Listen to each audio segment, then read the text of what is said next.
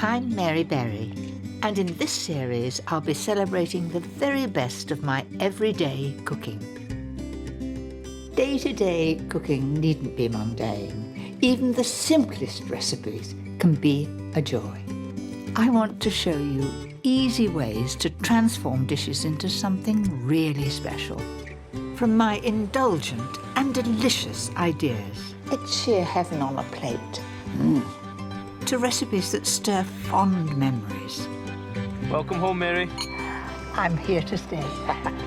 And my surprisingly easy showstoppers for when you really want to show off. In this programme, the everyday dishes I love to whip up into fabulous crowd pleasers. How about sorbet? I think we've got enough for everyone.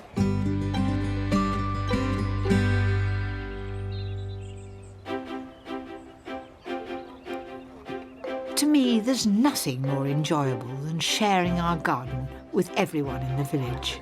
Today, our local church are having an event in the garden, and there are loads of helping hands making cakes, tarts and scones. So, Alex, where would you like me to put them? Oh, you can just put them here, please. It's true. Lovely. Right. Yeah. Lovely and fresh. It's wonderful to see everybody tucking in. That was very good. I've so many exciting recipes to feed a crowd, though perhaps not quite as big as this one. Here's my very own version of one we all love to share. A little something that's perfect to get them in the mood. A fruity number that gets plenty of oohs and ahs. And a cheesecake elevated to the spectacular. But first, a rich, mouth-watering stew I've served up to hungry hordes for many a year. I've always been a fan of food that's easy to make for a crowd, so I'm making a timeless classic, beef and ale stew, and this one is really special. Good quality braising beef makes all the difference. And I'm going to fry it, first of all, until it's a gorgeous golden brown colour.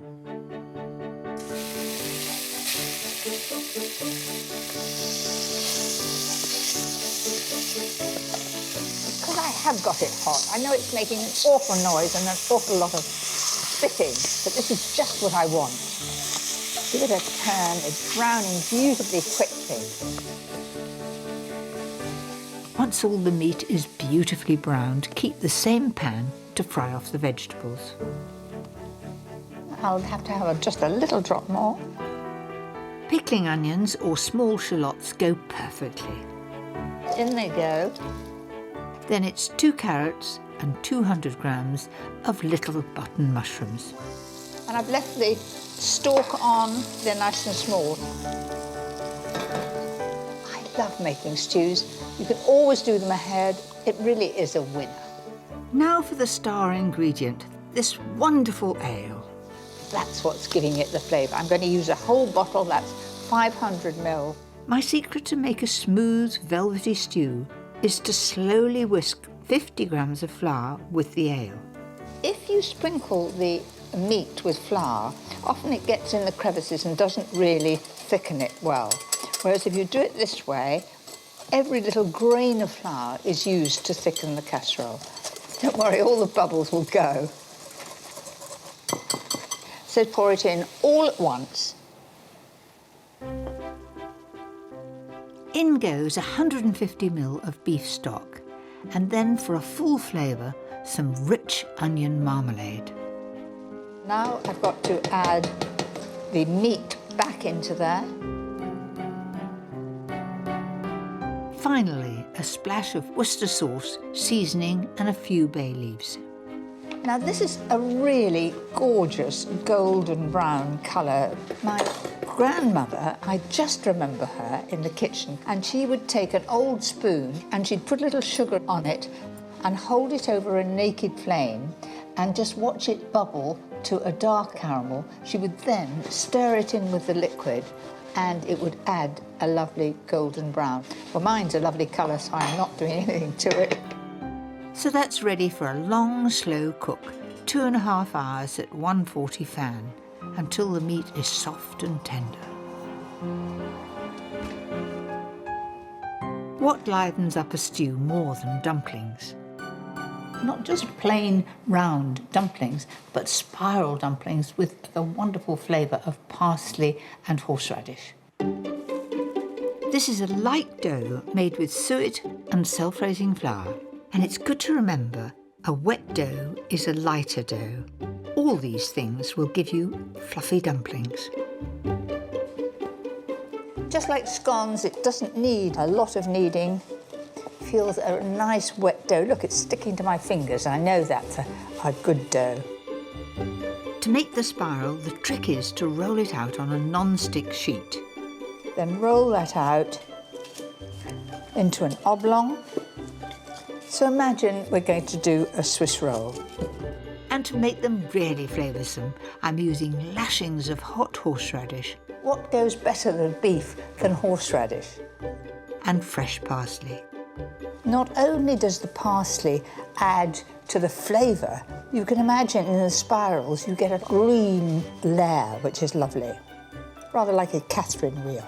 And just like when you're doing a roulade, let the paper do the work and then make a tight roll in the middle. Can you see? I'm tucking that in.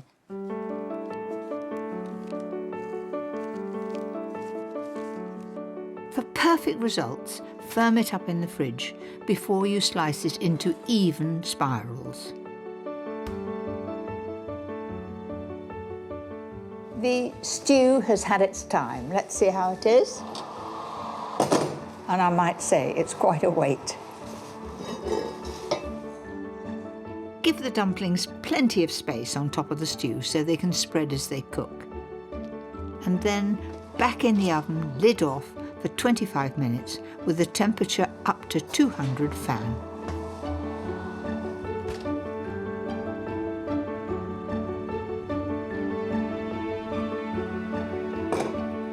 Looks pretty good to me. That's just what I wanted. I promised you that they would spread out. They've got a lovely crispy brown top. So there it is, an everyday favourite transformed into a hearty crowd pleaser. It's a perfect dish.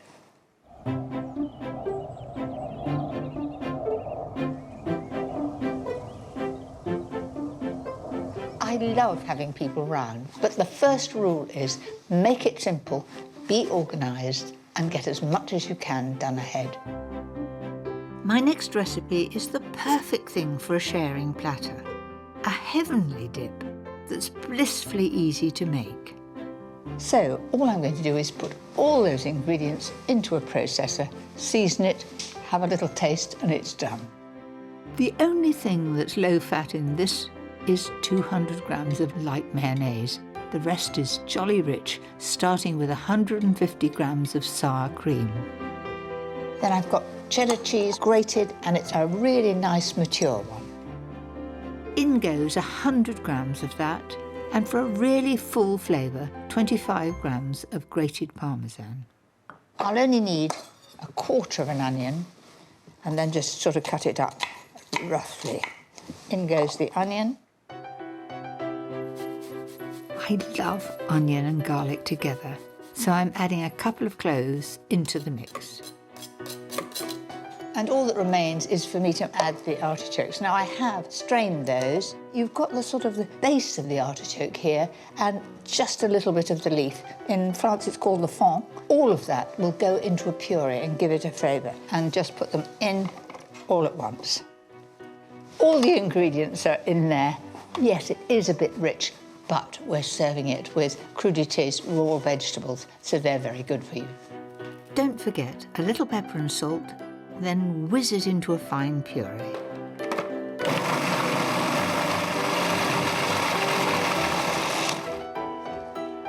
Like magic, it's done. It's really scrumptious.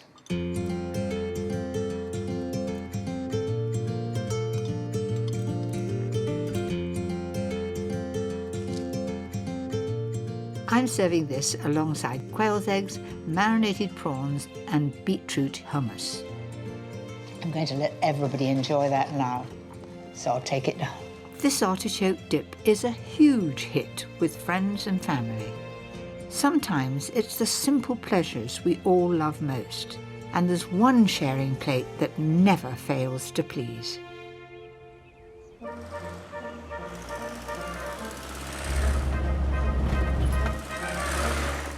I've called for my first ever pizza delivery in the form of brothers James and Tom from Dorset, who love it so much that they went all the way to Naples to discover the secret of the very best pizza in the world. Hello. Hello. Now, it's Tom and James. James. I've got a big confession. I've never had a home delivery of a pizza. I've made lots of my children in my time, but I have never had a delivery. Well, we're slow getting here, but we're quick once the oven's on, I promise. I was expecting 2 Italians. We did a pizza pilgrimage through Italy, in fact. We bought this van just over the water from Sicily, and we drove it back from Italy. We budgeted 1 week to do that, and it took 6, because the lovely van, as great as she is, she has a top speed of 18 miles an hour. And where does the best pizza come from? Well, it comes from 1/3 of the way up, Naples. Right. We didn't even need to do the rest of the trip. Once we landed in Naples and we tasted this pizza, it was a no-brainer. So what's so special about a Neapolitan pizza? In Naples, it's all about the dough. This is the dough, and if you have a feel of that, it's really soft. And that's just 4 ingredients. That's 0-0 flour, water, salt, and fresh baker's yeast. The key to it is to allow a long proof to really develop the flavour. Right. And for that, you use an incredibly small amount of yeast. With pizza, we want this really soft, kind of melt in the mouth kind of chewiness. It's very, very elastic, isn't it? Yeah. Do you know, I can almost see you through it. You can make it 3 times the size. It's amazing how strong it is. If you look at this, so this is the gluten here. When you mix it, you develop the gluten, and then that is what holds the whole thing together. In the same way that we were taught, should we just have a go? I'm not experienced at it. We've got one dog underneath here. Anything that drops, he's ready for anything, Millie is yeah. ready to He eat. looks ready. Well, we're going to take a dough ball each. Neapolitan pizza has quite a sort of raised crust. It's quite characteristic. So what we do is we press, leaving a crust around the outside like that. So next is the theatre bit. Basically, you want to take the pizza dough on your hands like that, and then you just pass it between your hands and keep stretching. But it really is And the weight is very pulling it little down. effort, and it's done. That's it. So we thought we'd do a classic margarita today. So it's the most simple. It's the only pizza that I'll actually recognise in Naples as a pizza. Anything else is not pizza. It's simplicity itself. It's just tomatoes blitzed down with some salt. These are called San Marzano tomatoes, which are deemed the best tomatoes in the world because they grow in the foothills of Mount Vesuvius and its volcanic soils in the sun. So then the next most important rule with pizza is to put on the ingredients in order of which way they burn. So basil burns very easily, so it needs to sit on the bottom. Quite a lot of basil, little pinch of Parmesan. Only that little bit. Just a little pinch. Now, you see, I think we're being a bit mean with that, but this is the right Hey. amount. If you want more Parmesan, you go for it. And then last ingredient, this is fior di latte mozzarella, which is a special kind of mozzarella that comes from the Naples region, Campania.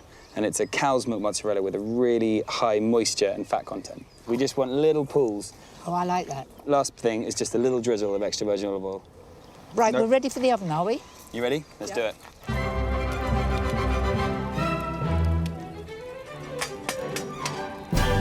So the oven is really hot. It's about 500 degrees Celsius, and the idea is that you can't cook pizza quick enough. If you want to keep it soft and chewy, you need to get it cooked and get the colour on it and get it out before it goes crispy. Right.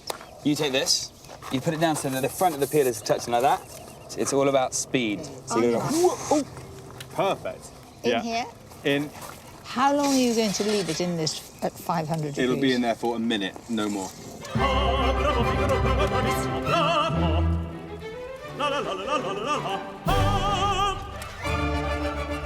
What you do is, it's called doming. So now you take that and you just show it up to the flame.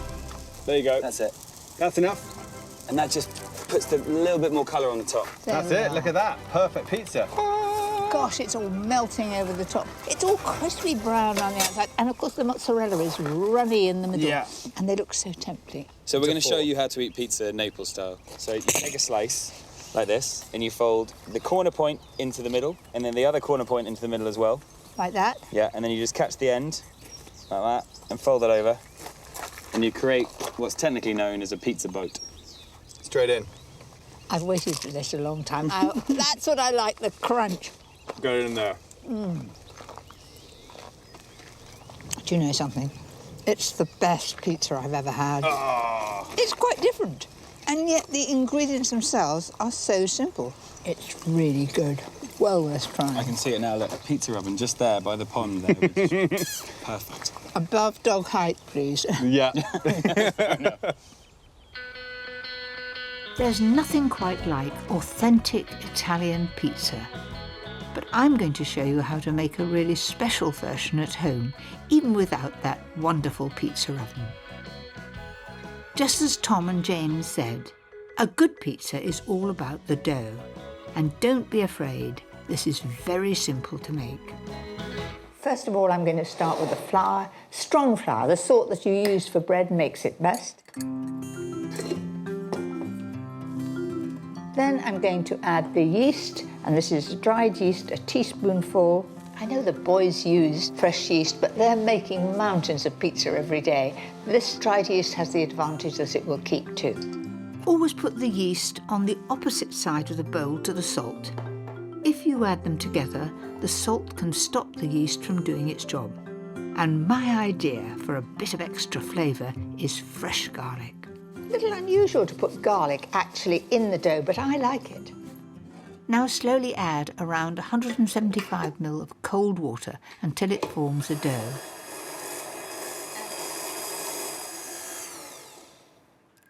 A splash of olive oil, then knead it slowly for about 4 minutes.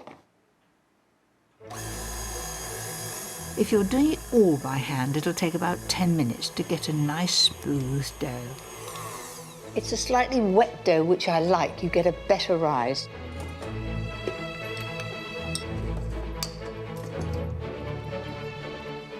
And then I'm going to do the last bit of kneading by hand. And it's very manageable and it'll be very easy to shape. Pop the dough into a greased bowl and let it rise for a couple of hours until it's doubled its size. Once it's risen, knock it back and give it a quick knead before you shape it. So I've got my non-stick paper here. Here's the dough. And I'm going to be just like James and Tom and not use a rolling pin. Very Italian.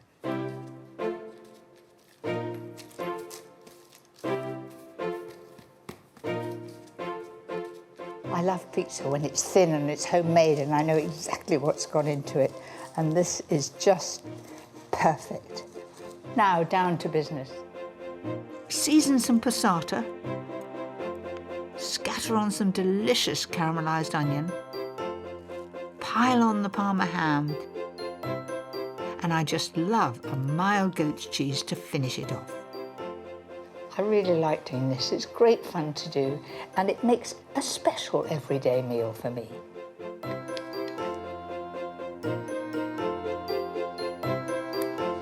Delicious. A perfect pizza needs to cook as quickly and evenly as possible. What I'm trying to recreate is that wonderful hot surface that Tom and James had in their little van. Slip it onto a hot baking tray and then into an oven as hot as it will go for about 12 minutes.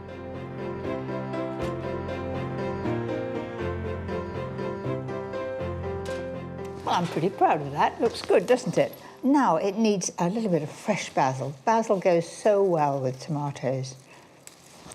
A few leaves. Now what it needs is some good olive oil just over the top. Just helps to give it a nice flavour and shine. Now, who can I get to share a slice of this? There we are, boys. What have you been waiting for? Oh, my goodness. How does that look? That is a picture. Amazing. It's so nice to eat someone else's pizza for once. I know. That is a nice feeling. Thank you very much. That's I love that mild goat's cheese. It's really nice. Yes, so It delicious. is, isn't It's kind of almost like mozzarella. It's perfect. It's a good family recipe and great for a crowd. Everyone loves pizza, that's the thing.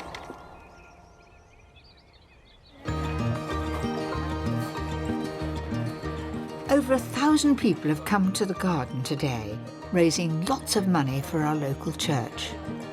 There were crowds going past the vicarage, heading this way, which is fantastic. This year we've got 2 lots of teas, When did and we have- still we've got a And queue. I Thankfully, I'm not in charge of all the baking, but I do have a lovely idea you can whip up in no time that makes a simple cheesecake a great centrepiece. So good, this cheesecake, because there's no cooking, no gelatin, just put all the ingredients together and let it set in the fridge. First, I've got an easy crumb crust of digestives and melted butter.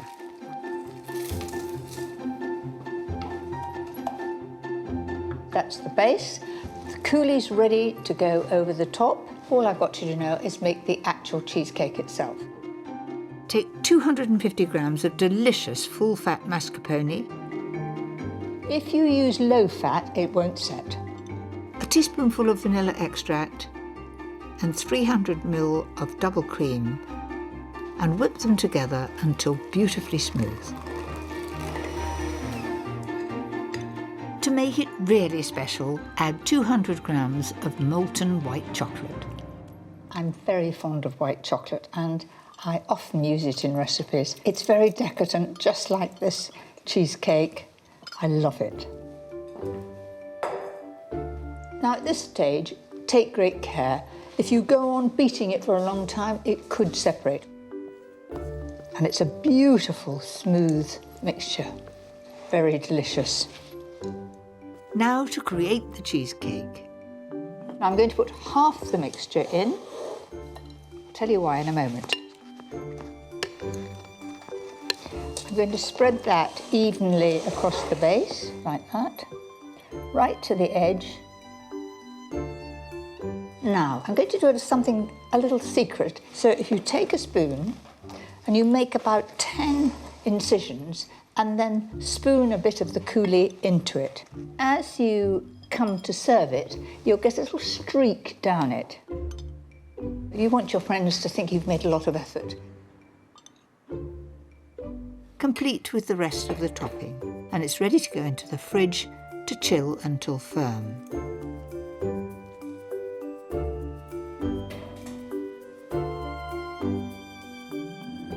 There it is, beautifully set firm. I'm just going to very gently free the press here. Oh, I'm doing it very, very slowly. That's it. And then I'm going to turn that upside down. 1, 2, 3.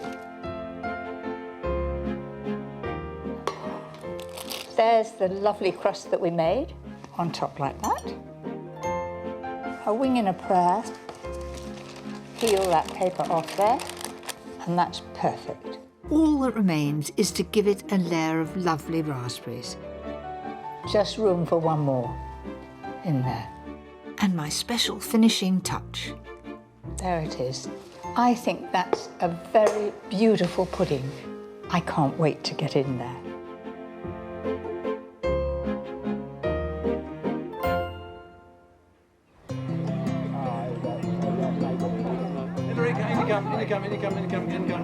Beautiful. It's wonderful to have a bit of fun with the food you share. So here's a recipe that ticks all the boxes. An exotic mango and passion fruit sorbet you can serve up in style. This sorbet is really easy to make. You don't need a special machine or anything like that. Start with a simple sugar syrup made from caster sugar and water, and stir until the sugar has dissolved. I'm going to leave that to gently bubble away until it's a syrup, a little bit thicker, and then I'm going to dilute it with more water. I'm using the juice of 6 delicious passion fruit I love passion fruit. and 3 limes. Everyone's got their favourite lemon or lime squeezer.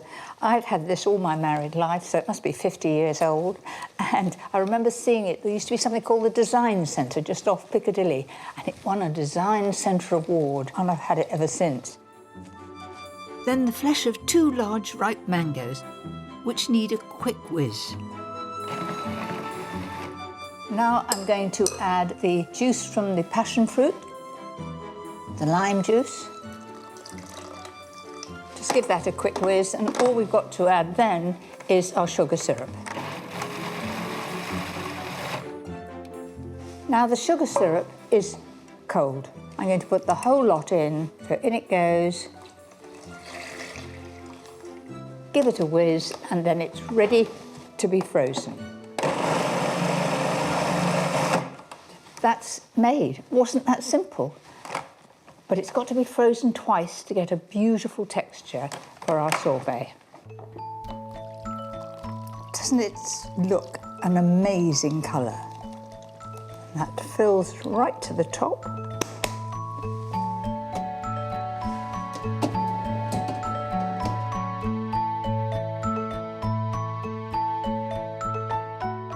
After 6 hours or so, the sorbet has formed. But I'll show you how to make it beautifully smooth and velvety. So I'm going to cut that into squares. And actually, you can see it's all in lots of crystals, and this will become a smooth sort of froth, and it'll be nice and aerated once we've frozen it again.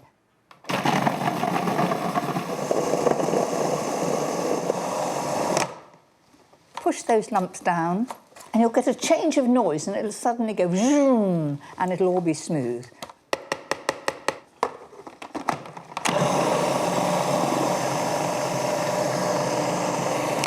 That's absolutely perfect. It's going through in a lovely light mush. And it's lovely and creamy, but we want it set again.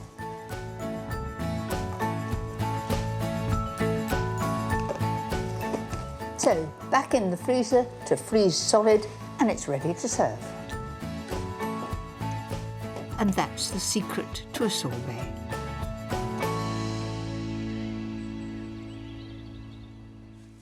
This is an easy one to scale up, and a good trick is to double the quantity and freeze it in balls, ready to bring out at the last minute. This is where the fun begins. I've got to be really, really quick.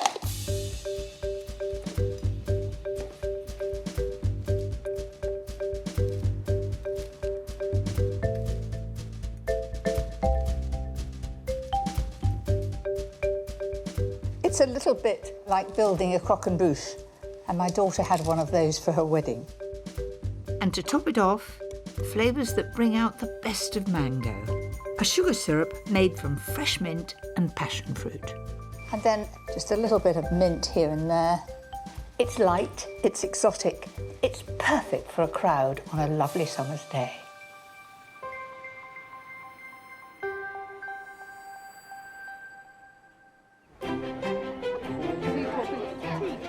How about sorbet? Do you enjoy it? I think we've got enough for everyone. I think it's girls first. There we are. Thank you. And you must tell us just what you think of it. There we are. Thank you. It's really nice. Next time, how to turn the everyday into something truly indulgent. It's sheer heaven on a plate. I think it's my most favourite hot pudding.